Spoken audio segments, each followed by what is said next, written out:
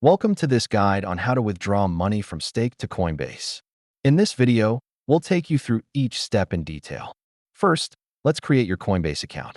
Head to the Coinbase website and click on the Sign Up button to begin. Next, link your bank account for easy transactions. This step is essential for seamless withdrawals. Before proceeding, it's important to understand Stake's withdrawal policies and limits to avoid any surprises. Now, let's initiate your withdrawal from Stake. Open the app and navigate to the withdrawal section. Choose the cryptocurrency you wish to withdraw. Make sure you select the right one to avoid any potential issues. Now, enter your Coinbase wallet address. It's crucial that you get this right, as any mistakes could result in loss of funds. Review your withdrawal details carefully. Check the address and amount before confirming. After confirming, track your withdrawal status.